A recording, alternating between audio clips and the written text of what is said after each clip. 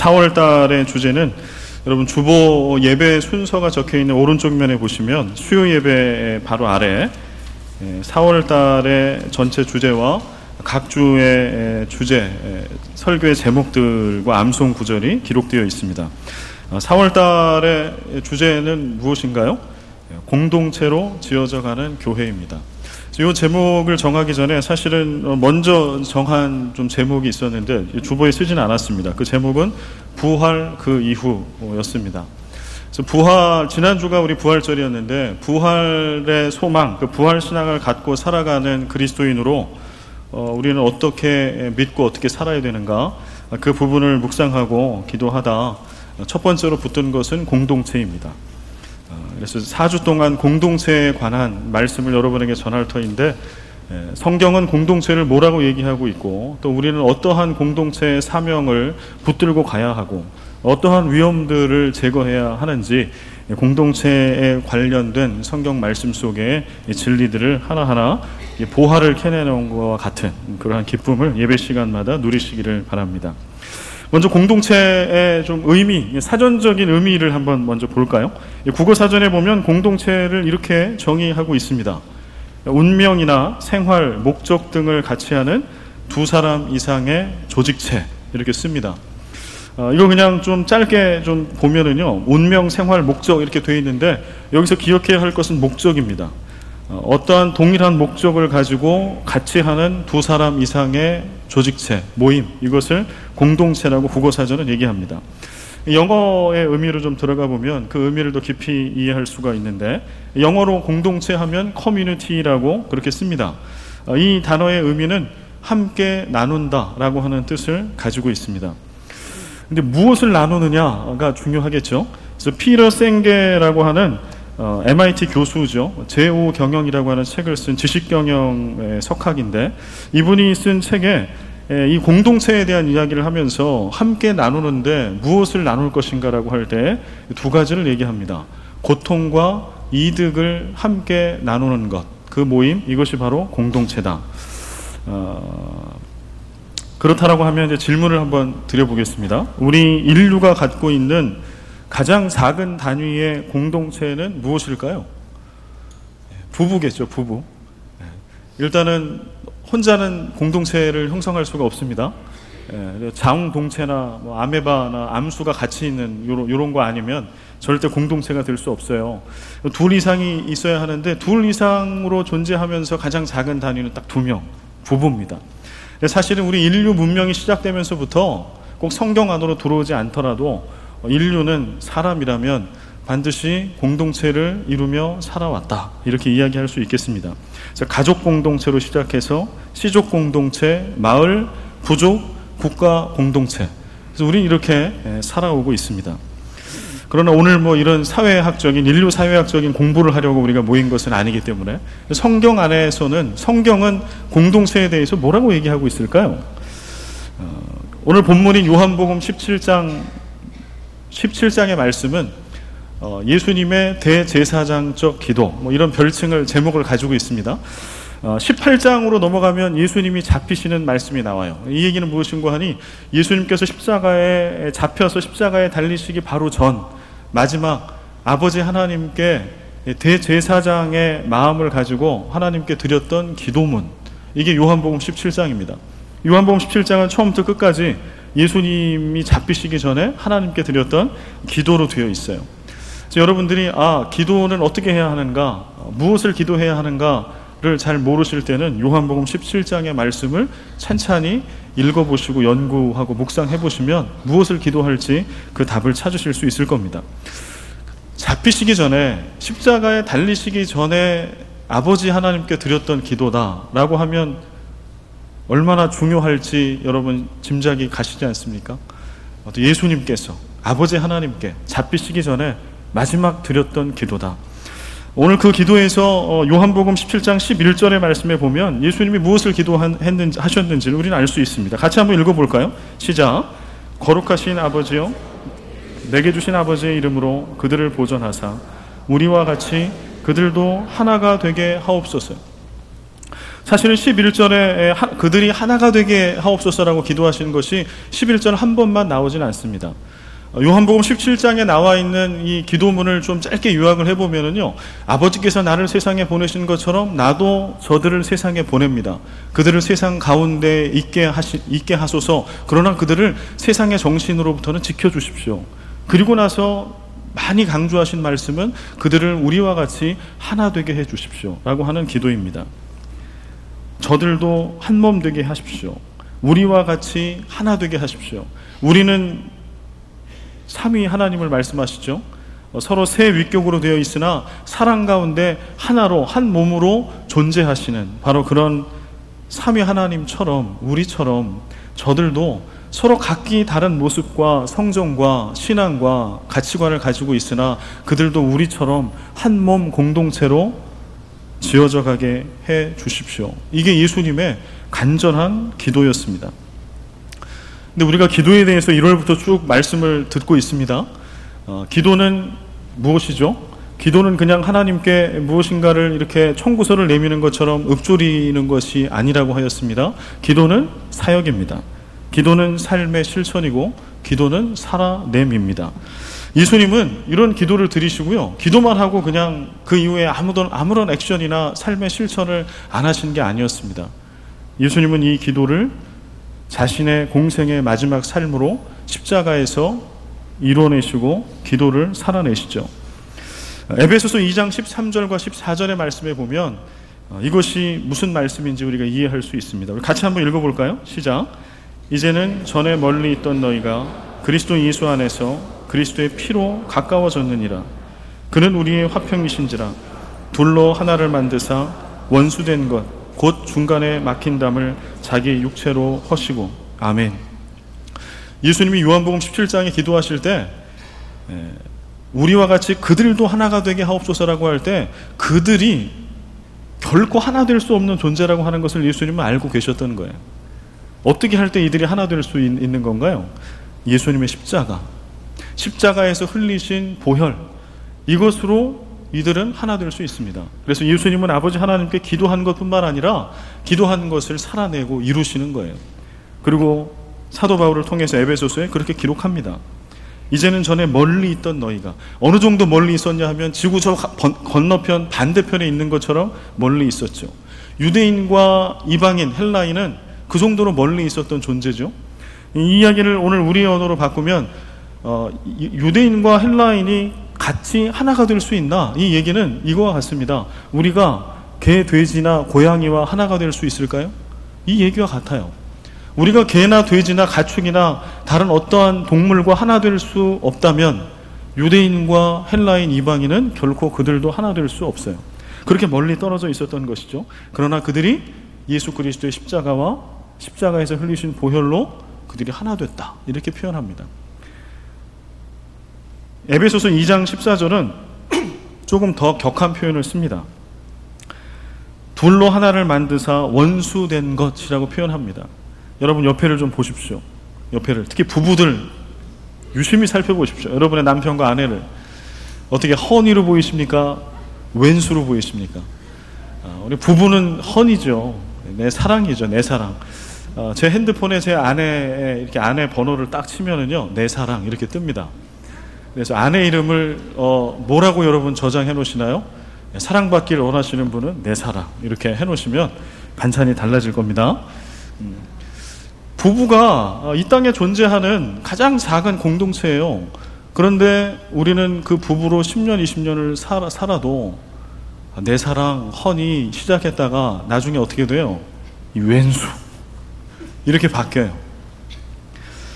성경은 그것을 얘기하는 거죠. 우리가 부부일지라도 원수 될 수밖에 없는 그러한 우리의 한계, 우리의 부족함. 그런데 우리가 믿음 안에, 한 교회 안에 있다고 그래서, 한 부서 안에 있고 한 찬양대 안에 있다고 그래서 우리가 어떻게 한 가족이 쉽게 될 수 있을까요? 주님이 더 잘 아시죠. 쉽게 될 수 없다. 극단적인 표현을 쓰시는 거예요. 너희들은 원수처럼 살아간다. 너희가 부부라 할지라도 너희는 왼수로 살아간다. 너희들은 그런 부족한 존재다. 그래서 그렇게 살아갈 수밖에 없는 너희들, 그것은 내 뜻이 아니에요. 아버지 하나님의 뜻이 아니에요. 그래서 예수님은 하나 되게 하시옵소서 저들을 기도하시고 친히 십자가에 찢기시고 상하시고 죽으시죠. 그리고 우리의 모든 원수된 것, 모든 막힌 담을 허시고 우리를 한 몸으로 한 공동체로 만들어 주셨습니다. 에베소서 4장 3절은 이것을 좀 다른 각도에서 우리에게 다른 차원에서 말씀해 주십니다. 같이 한번 읽어볼까요? 시작. 평안에 매는 줄로 성령이 하나 되게 하신 것을 힘써 지키라. 우리는 공동체를 얘기할 때 흔히 한 몸이 되어라, 한 몸 공동체를 세워가라 이런 표현을 많이 씁니다. 그러나 성경은 좀 다른 차원의 얘기를 합니다. 너희들은 이미 한 몸이 되었다라고 이렇게 선포하세요. 평안에 매는 줄로 성령이 하나 되게 하신 것, 이미 하나 되었다라고 하는 것이죠. 공동체의 탄생, 공동체는 어디서 탄생했을까요? 퀴즈. 공동체는 어디서 탄생했을까요? 여러분, 공동체는 십자가에서 탄생했어요. 이 땅에 존재하는 부부를 포함 부부로부터 시작한 모든 공동체는요, 믿음의 공동체는 십자가에서 탄생했습니다. 예수 그리스도의 찢기시고 흘리신 그 보혈로부터 공동체는 시작된 것입니다. 그래서 성경은 얘기하는 거예요. 이미 너희는 하나가 되었다.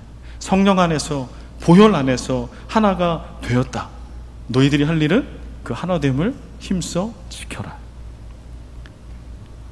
그래서 여러분, 하나 되었습니까? 이것은 우리의 느낌이 아닌 거예요. 여러분, 구원 받으셨습니까? 느낌으로 구원받는 게 아니죠. 우리는 복음과 말씀으로 우리가 구원받음을 확증합니다. 마찬가지. 우리가 하나 됐습니까? 느낌으로는 예수님 100번 다시 오셔도 우리는 느낌으로 하나 될 수 없어요. 부부도 왼손이니까요. 우리가 어떻게 하나 될 수 있겠어요? 그러나 복음과 말씀은 뭐라고 말씀하세요? 우리가 예수 그리스도의 십자가 안에서, 보혈 안에서 이미 하나가 되었다라고 말씀하세요. 우리는 어떻게 하면 될까요? 아멘. 아멘. 그렇습니다. 우리가 하나입니다. 하나 된 것을 힘써 지키겠습니다. 여러분, 우리 이 설교 말씀 제가 준비하면서 제가 약간 놀란 부분이 있었어요. 저는 부임하면서 지금 8개월이 됐는데요, 우리 교회가 공동체를 지향하고 있는 교회다, 이런 생각을 그렇게 쉽게 하지 못했습니다. 오히려 제가 그냥 경험적으로 갖고 있는 생각은 죄송합니다. 우리 교회는 공동체성이 좀 약한 거 아닌가. 개개인의 고유함, 이런 것들은 살아있을지 몰라도 우리가 하나로, 한 몸으로 이렇게 지어져 가고 있는 것은 좀 약하지 않은가, 이런 생각을 했습니다. 그러나 제가 우리 교회 주보에 나와 있는, 또 우리 교회 주소록에 나와 있는 교회 비전을 쭉 찬찬히 보면서 제 생각이 틀렸다라고 하는 것을 알게 됐어요. 여러분, 교회 주보, 여러분 갖고 계신 주보의 일면에 보면 마닐라 새생명교회 비전이 나옵니다. 좀 긴 장문의 비전이 있는데요, 그러나 그 비전은 사실은 두 문장으로 되어 있어요. 뭐뭐 합니다 라고 마침표를 딱 찍힌 거를 보면 딱 두 개가 찍혀 있습니다. 첫 번째 마침표는 어디서 끝나는 거 하니? 열린 공동체를 지향한다 에서 끝납니다. 앞에 많은 설명들이 있는데 그 설명 끝에 있는 것은 우리 마닐라 새생명교회는 열린 공동체를 지향한다요. 그 다음에 마지막 두 번째 있는 문장의 끝을 보면 뭐라고 되어 있나요? 새 생명이 넘치는 공동체로 자라가도록 한다요. 우리 교회 비전은 딱 두 가지로 요약할 수 있어요.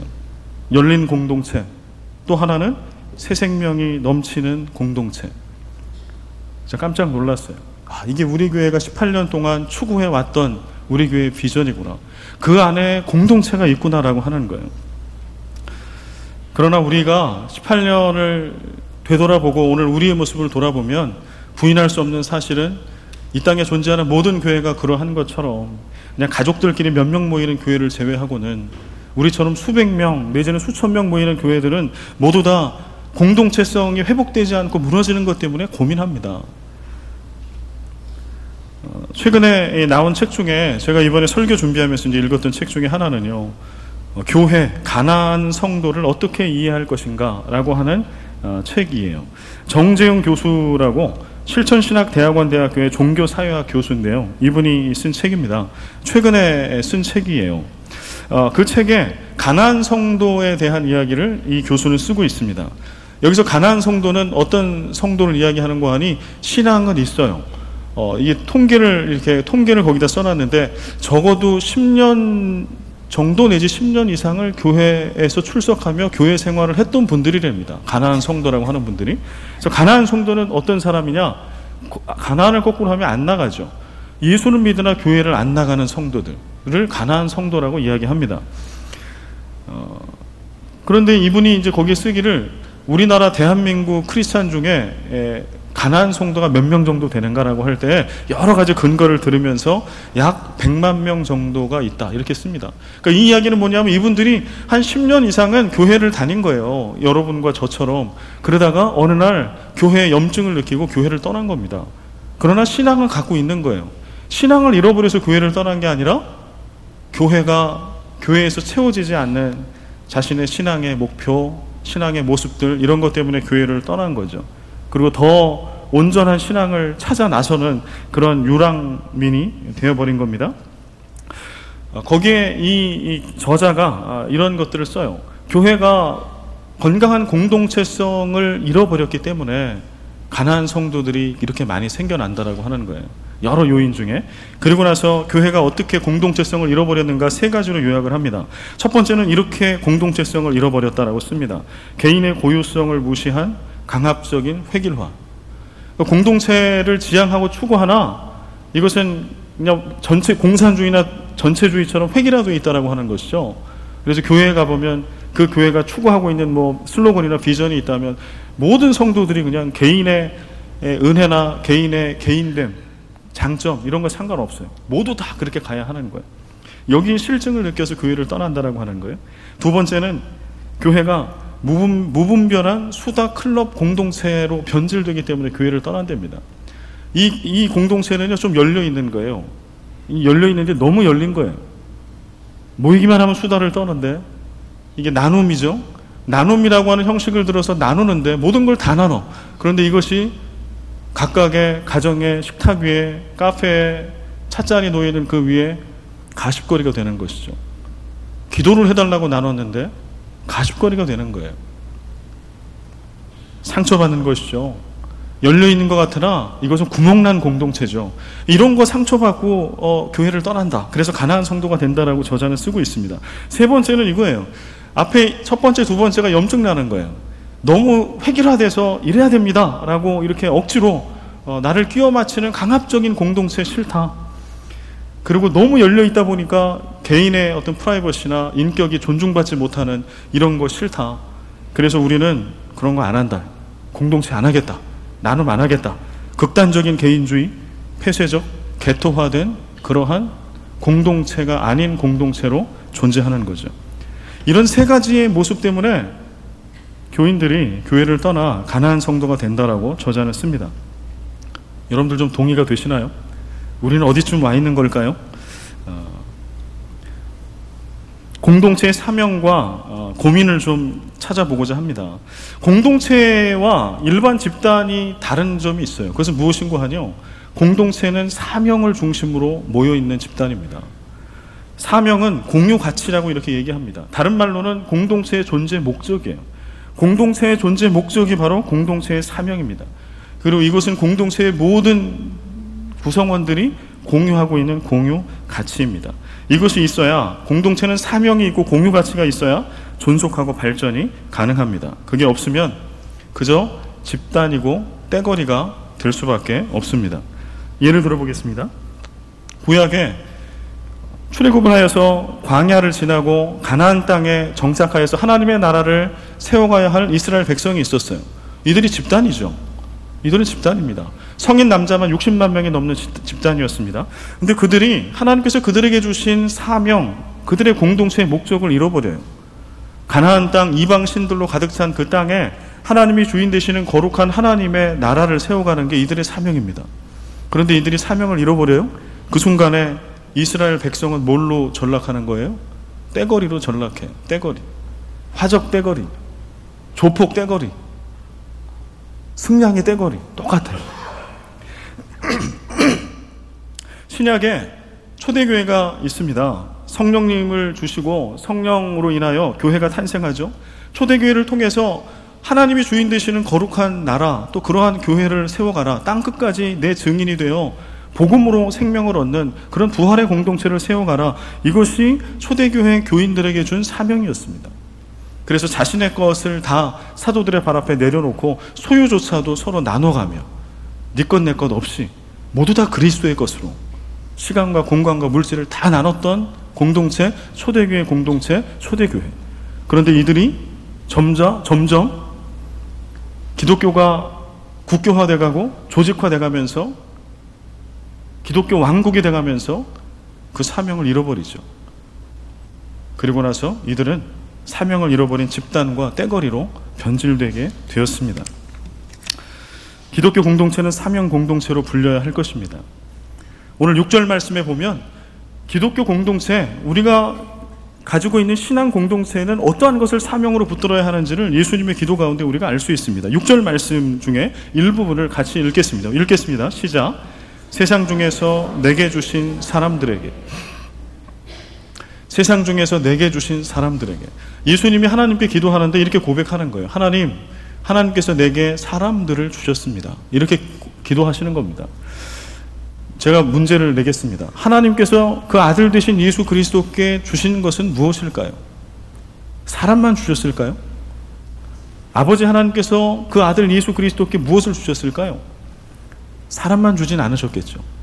하나님께서는 아들 예수 그리스도에게 하나님의 피조 모든 세계에, 모든 피조 세계를 다 주셨습니다. 우리가 아는 것처럼 모든 피조물, 피조 세계를 다 주신 거예요.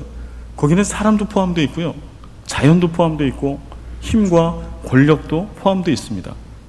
하나님께서 아들에게 다 주신 거예요. 그런데 예수님께서 대제사장적 기도를 드리실 때 하나님 아버지께 고백하고 있는 것은 그 다른 어떤 것을 얘기하지 않아요. 뭐만 얘기해요? 사람만 얘기해요. 세상 중에서 내게 주신 사람들에게. 이 고백에는 이런 고백이 들어있는 겁니다. 아버지 하나님, 내게 모든 것들을 다 주셨습니다. 아버지가 창조하신 모든 것을 내게 다 주셨습니다. 그러나 그 어떤 것들도 하나님께서 하나님의 형상 닮은 내게 주신 사람보다 귀중한 것은 아무것도 없습니다. 그래서 나는 아버지께 사람을 받은 겁니다. 이렇게 고백하고 있는 것이죠. 제가 그전에도 한번 소개해드렸는데 마틴 부버의 나와 너라고 하는 책입니다. 이 책은 좀 어렵습니다. 그러나 크리스찬이라고 하면 한번 서재에 꽂아놓고 처음부터 끝장을 좀 읽어보려고 도전해볼 만한 책입니다. 마틴 부버의 나와 너요. 그 책에서 이야기하고 있는 것은 그거예요. 이 세상에 존재하는 관계는 두 가지 관계가 있다는 거예요. 하나는 무엇인가 하니 나와 그것의 관계입니다. 나와 그것의 관계는 사물과의 관계이기 때문에 이 관계는 기계적이고 죽어있는 관계라고 하는 거예요. 그런데 크리스찬 된 우리가 마땅히 해야 할 것은 무엇인가 하니 나와 그것의 관계가 나와 너의 관계, 부활의 생명이 움트는 관계, 하나님의 형상 닮은 나와 너의 인격적인 관계로 변화되어질 수 있도록 노력하고 살아가야 하는 것, 이것이 바로 모든 그리스도인의 마땅히 해야 할 일이다 라고 그렇게 쓰고 있습니다. 나와 그것의 관계는 사람 간에는 없을까요? 있습니다. 부부관계도 나와 그것이 될 수 있어요. 생명의 관계가 아니라 계약적인 관계가 되면 다 나와 그것입니다. 여러분이 지금 기업을 운영하고 계시고 내지는 회사를 다니고 계십니까? 회사 안에서 여러분의 동료 직원들과의 관계가 나와 너의 관계입니까? 아니면 나와 그것의 관계입니까? 오늘 예배드리고 있는 우리 마닐라 새생명교회 교우된 우리들의 관계는 나와 그것의 관계, 기계적인 관계, 죽어있는 관계입니까?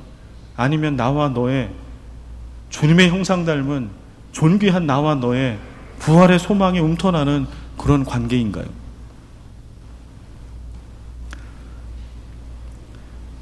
아버지 하나님께서 그 아들 예수 그리스도에게 사람을 맡겨주셨다면 오늘 그리스도인 된 우리 모두에게도 아버지 하나님께서는 사람을 맡겨주셨습니다.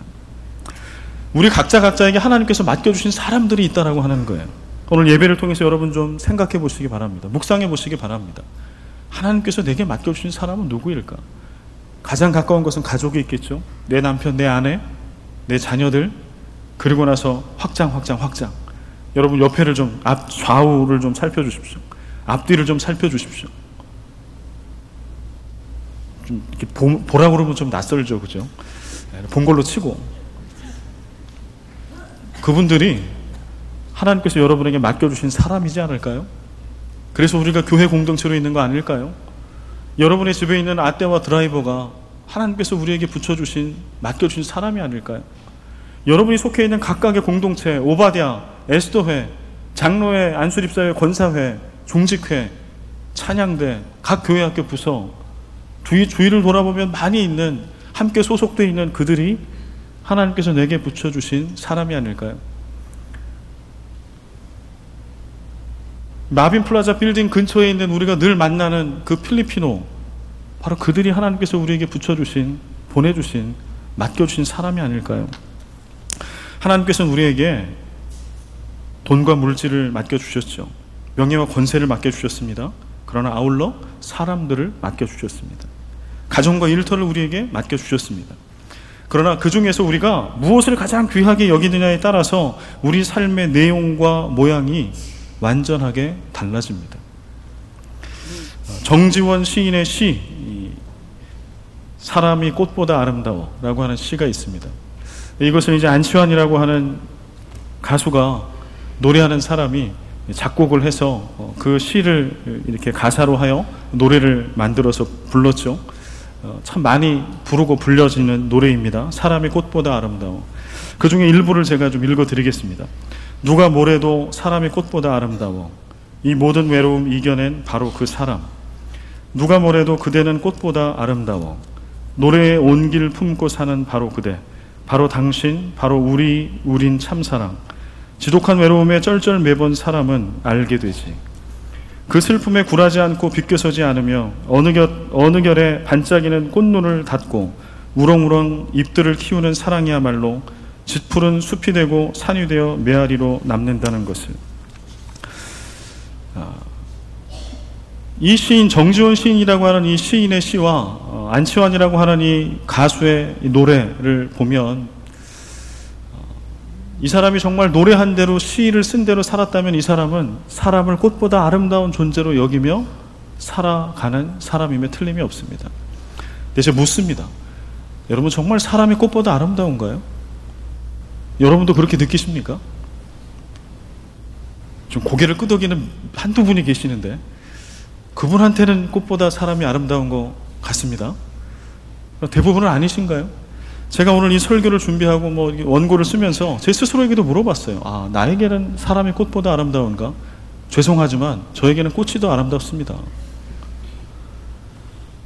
꽃은 그냥 그 자체로 아름다워요. 많은 꽃들, 대부분의 꽃은, 모든 꽃들은 할미꽃이라 할지라도 고유의 아름다움을 가지고 있어요. 그에게 단점을 찾아보기는 어려워요.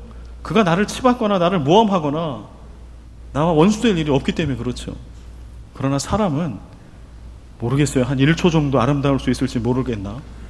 그러나 함께 더불어 살아갈 공동체 안에 있는 식구라고 하면 그는 결코 아름다울 수 없습니다. 제게는. 그는 고민덩어리고 하나님이 내게 주신 숙제고 과제고 고통이고 고난이죠. 그러나 사람을 꽃보다 아름답다라고 고백하며 사람에게 가치를 두고 살아가는 사람에게는 하나님께서 그에게 주신 사람 위에 다른 모든 비인격적이고 사물이며 도구인, 그게 억만금이라고 할지라도 그 사람은 그 도구를 이용하여 그 사람을 살리는 삶을 살 거예요. 그래서 그 사람의 삶의 자리는 늘 생명이 넘쳐나는 그러한 삶을 살아가게 될 것입니다. 공동체의 사명은 바로 사람입니다. 더 정확히 이야기하면 공동체의 사명은 사람을 통하여 이 땅에 하나님의 나라를 세워가는 것이에요. 제가 일부러 사람을 썼어요. 공동체의 사명, 모든 교회의 사명은 사실 하나님의 나라를 이 땅 가운데 세워가는 거예요. 우린 그걸 다 알고 있어요. 근데 이게 너무 크다 보니까요, 우리는 사람을 빼고도 하나님의 나라를 세워갈 수 있다라고 착각하고 오해해요. 그래서 교회 안에 자꾸 조직을 강화해요. 보이지 않는 어떤 자원들과 어떤 라인들을 강화해요. 그러는 와중에 사람들과 영혼들은 계속해서 튀어나가요. 물론 오늘 이제 지금 방학들이어서 학교들이 지금 한국에 많이 이제 가 계시니까 빈자들이 좀 있을 겁니다. 그러나 여러분, 때때로 여러분의 옆자리에 지난주에 왔던 그 어떤 분이 오늘은 안 와 있고 비어 있다라고 하는 것을 느껴본 적이 있으십니까? 단에 있습니다. 보이거든요. 공동체의 사명은 사람입니다. 우리가 정말로 공동체를 지향하는 교회로 지어져 가기 위해서는 우리는 다른 어떤 것이 아니라 사람에 집중해야 할 것입니다. 그게 가장 소중하다.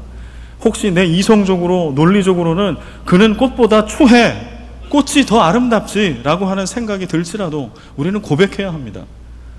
주님께서 그를 꽃보다 아름다운 존재로 만드신 거예요. 왜 그가 꽃보다 아름다울까요? 십자가에서 달리신 보혈 때문에 그와 내가 막힌 담이 허물어져 하나가 됐기 때문에, 그는 십자가의 가치, 예수 그리스도만큼의 가치를 갖고 있는 존재이기 때문에 어떻게 꽃으로 비교할까요, 그를? 여러분, 우리 좀 옆에 있는 분에게 좀 고백해 볼까요? 저는 개인적으로 되게 싫어하는데 옆에서 뭐 예배 시간에 뭐 하라고 그러는 거, 단에 서면 바뀌네요. 네, 한번 해보십시오. 당신은 꽃보다 아름답습니다. 하는 사람은 괴로워도 듣는 사람은 행복한 그 말 한 번 더 다른 사람에게, 지금 얘기하지 않은 다른 분에게, 당신은 꽃보다 아름답습니다. 네, 여기다 하나 부록을 더 달아야 돼. 진짜로. 가짜로가 아니라 진심으로. 여러분, 공동체의 사명이 사람인 것 분명합니다. 사람을 통하여 하나님의 나라 세워가는 것 분명합니다. 그런데 공동체가 갖고 있는 고민이 또 하나 있어요. 그것도 바로 사람입니다. 공동체의 대가라고 할 수 있습니다. 스스로 공동체를 이제 설립해서 지금 전 세계 수십 개의 공동체를 운영하고 있는 한 분이 있어요. 장 바니에라고 하는 분인데요. 라르슈라고 하는 장애인 공동체를 설립하고 지금 전 세계, 한국에도 이 공동체가 있습니다. 이 공동체를 운영하며 공동체에 대한 깊은 신학과 신앙적인 정립을 가지고 있는, 아마 현 세대에 이분처럼 그렇게 잘 정립된 것을 가지고 있을까 생각합니다. 이분이 쓴 공동체와 성장이라고 하는 책에 보면 공동체에 대해서 아주 적나라하게 쓰고 있는 것을 볼 수 있어요. 좀 길지만 제가 읽어드리겠습니다. 이걸 제가 그냥 제 말로 하면 이 소중한 걸 놓칠 수 있기 때문에 제가 읽어드리겠습니다. 공동체의 고민거리를 쓴 거예요. 공동체는 우리의 한계와 이기심을 스스로 자각하게 만드는 곳이다. 다른 사람들과 함께 지내기 시작하면 우리는 자신의 나약함과 부족함, 다른 사람들과 어울리지 못하는 무능력, 정신적 장벽, 애정적 성적 불안, 도저히 채울 길 없어 보이는 욕망, 불만과 질투심, 증오와 파괴적 충동을 발견하게 된다.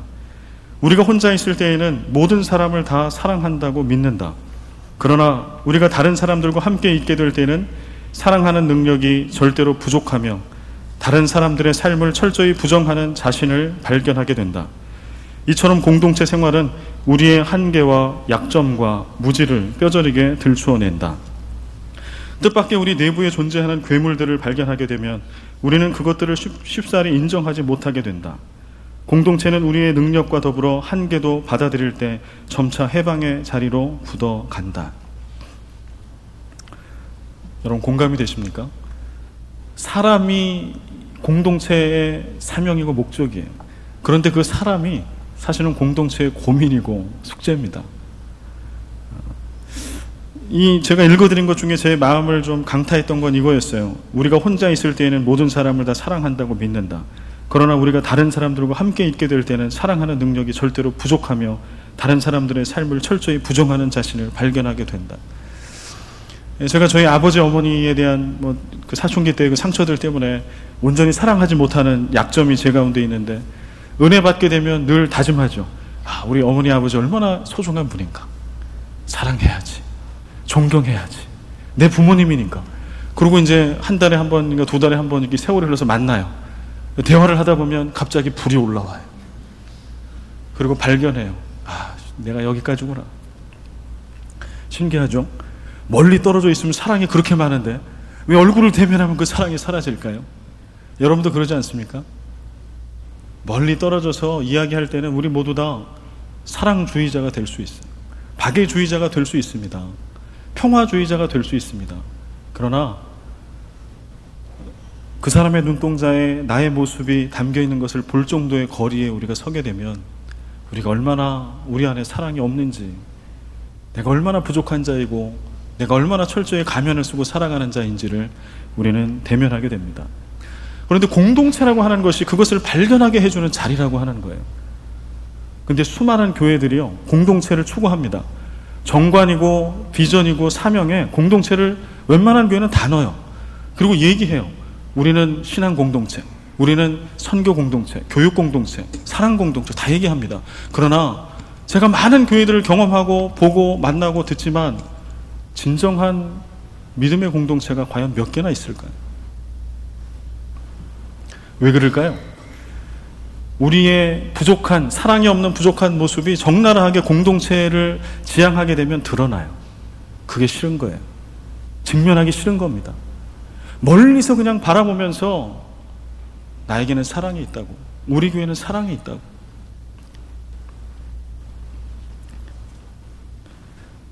그렇게 살아가면 편하죠. 절대 아플 일이 없을 겁니다. 남들이 참 당신 공동체를 아름답다라고 얘기할 겁니다. 그러나 그 공동체는 진짜 공동체는 아닙니다. 집단입니다. 떼거리입니다. 우리는 예수 그리스도의 십자가의 보혈로, 예수님의 찢기신 육체와 그 십자가 사랑으로 모든 막힌담이 허물어져 우리 모두가 하나 되어 한 몸 공동체가 되었습니다. 우린 이 얘기를 듣지요. 황홀합니다. 그러나 그 행간에 숨어있는 뜻을 우리가 알아야 해요. 우리가 한 몸이 된 것은 무엇 때문에 된 거예요? 예수 그리스도의 찢기심, 채찍에 맞으심, 그분의 죽으심, 그 대가를 지불하심 때문에 우리는 하나가 되었습니다. 그게 바로 우리 교회입니다. 그게 바로 우리 믿음의 공동체입니다. 그럼 우리 예수님께서는 우리가 도저히 한 몸이 될 수 있는, 우리는 언제든지 한 몸 될 수가 있는 자격이 있다, 그런 가능성이 있다라고 예수님 생각하셨을까요? 그렇게 믿으셨을까요? 그렇지 않아요. 성경 곳곳을 보면 예수님은 우리의 실체를 너무나 잘 아셨어요. 오늘 8절 말씀에 예수님 이렇게 기도하십니다. 나는 아버지께 내게 주신 말씀들을 그들에게 주었사오며. 그들은 어떤 그들인가요? 그리스도의 보혈로 하나 돼야 될 그들, 예수 그리스도께서 기도를 통해 하나 되게 만들어야 될 그들. 그런데 그들에게 아버지 하나님께서 주신 말씀, 복음을 전해주지 않으면 그들은 하나 될 수 없는 존재들인 거예요. 다른 어떤 가르침으로 그들이 하나 될 수 있다라고 하면 예수님은 그 가르침을 줄 거라고 기도하셨을 겁니다. 그러나 예수님은 그렇게 기도하지 않으세요. 아버지 하나님께서 내게 주신 말씀, 그 복음이 아니고서는 주님, 저들은 하나 될 수가 없습니다. 내가 그 말씀을 그들에게 주었습니다. 9절 말씀, 내가 그들을 위하여 비옵나니 내가 비옵는 것은 세상을 위함이 아니요 내게 주신 자들을 위함이니이다. 아버지 하나님, 주님, 내가 이 자들을 위해서 기도하지 않으면 도저히 하나 될 수 없는 이들입니다. 이들이. 그래서 십자가를 지기 전에 고뇌하고 있는 지금 이 순간에 저는 이들의 하나됨을 위해서 아버지 하나님께 기도합니다. 주님, 저들을 불쌍히 여겨주십시오. 하나 되게 해주십시오. 라고 하는 예수님의 기도죠. 사실 우리는 꽃보다 아름답지 못한 존재들입니다. 모두 부족한 것 투성이입니다. 먼지 풀풀 나는 공사 중인 부족한 그리스도인일 뿐입니다.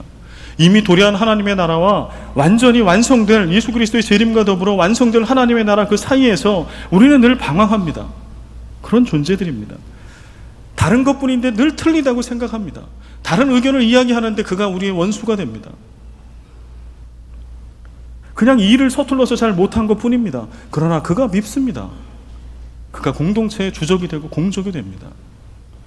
그저 그냥 모임 한번 빠진 것뿐입니다.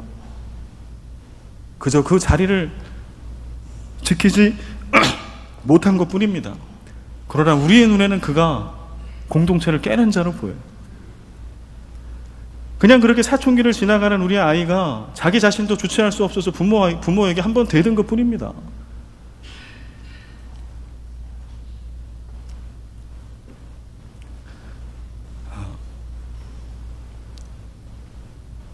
그러나 부족한 부모의 눈에는 키워주고 낳아준 은혜와 사랑을 잊어버린 천하의 페류나처럼 보일 때도 있습니다. 이게 운이죠.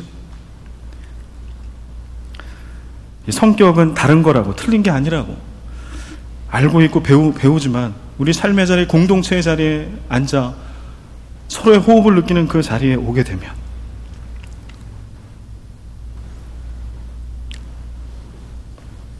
우리는 아무리 이해하려고 해도 그의 성격을 이해하지 못합니다. 그의 일 처리하는 모습, 나와 다른 모습을 이해하기 어렵습니다. 그의 말투를, 심지어는 그의 외모도 마음 상할 때가 있습니다. 그의 신앙이 이단스럽게까지 보일 때도 있습니다. 그래서 나는 그와 함께 있을 때 분노합니다. 피곤합니다. 그리고 주님께 항변합니다. 주님, 내가 그와 진정 공동체를 이루어야 하는 것입니까? 그러나 그때 주님은 우리에게 이렇게 말씀하십니다. 오늘 말씀의 마지막입니다. 로마서 15장 7절 말씀. 여러분 이 말씀을 여러분 평생에 은혜의 말씀으로 간직하시면 좋겠습니다. 로마서 15장 7절 세번역 성경인데요. 이 세번역 성경은 표준 세번역의 개혁판을 이야기합니다. 표준 세번역의 개혁 성경을 세번역이라고 하고요. 같이 한번 읽어보겠습니다. 읽어볼까요? 시작. 그러므로 그리스도께서 하나님의 영광을 드러내시려고 여러분을 받아들이신 것과 같이 여러분도 서로 받아들이십시오. 아멘. 한 번 더 읽어볼까요? 시작. 그러므로 그리스도께서 하나님의 영광을 드러내시려고 여러분을 받아들이신 것과 같이 여러분도 서로 받아들이십시오. 아멘. 우리 예수님께서는요, 우리보다 우리를 더 잘 아시는 분이시죠. 오늘 말씀에 보면 이렇게 쓰여져 있어요. 그리스도께서 하나님의 영광을 드러내시려고 여러분을 받아들이신 것과 같이. 예수님도 우리 받아들이기 어려웠다라고 하는 얘기입니다. 하나님의 영광이 아니고서는 우리를 받아들이기가 아주 어려웠다라고 하는 얘기예요. 우리를 위해서 십자가 지시기가 어려웠다라고 하는 말씀이에요.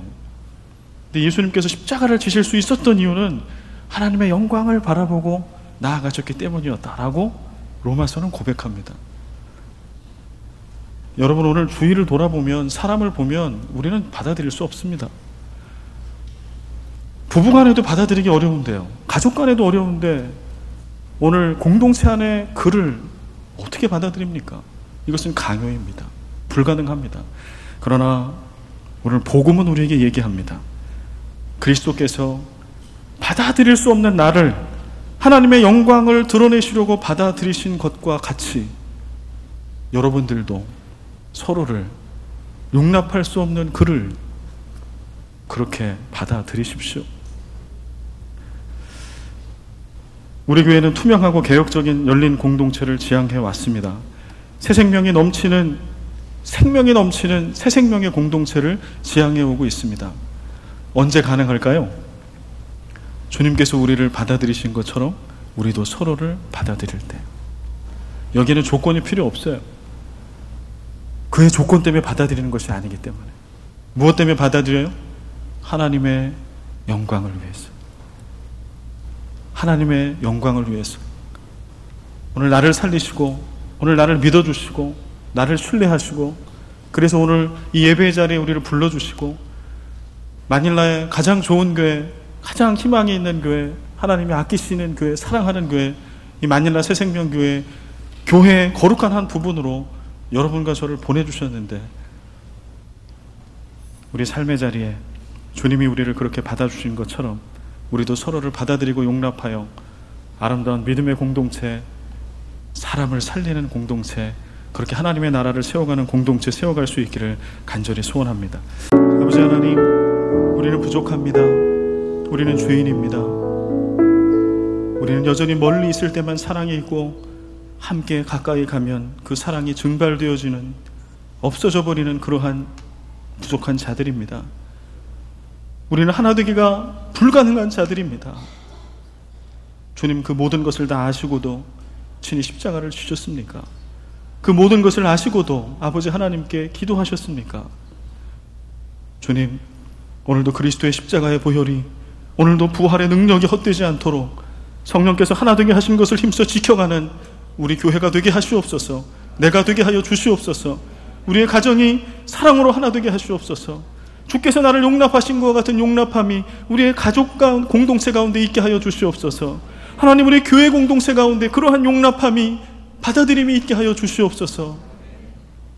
그래서 우리 교회가 꿈꿔왔던 것처럼 열린 공동체, 새 생명이 넘치는 생명의 공동체 되게 하여 주옵소서. 이제는 우리 주 예수 그리스도의 은혜와 아버지 하나님의 끝없는 사랑과 성령의 교통하심과 역사하심이 그리스도의 피로 모든 원수되고 나뉘는 것을 허물어 성령께서 하나 되게 하신 그것을 힘써 지켜 사람을 우리 사명의 목적으로 삼고 사명으로 삼아 이 땅에 거룩한 주의 나라 세워가기를 다짐하는 4월 첫 주 예배 가운데 나온 모든 주의 백성들 머리 위에와 나뉘고 찢기고 상처 있어 아파하는 모든 관계 속에 있는 사랑하는 교우들 위해 이제와 영원히 항상 함께 계시기를 간절히 축원하옵나이다.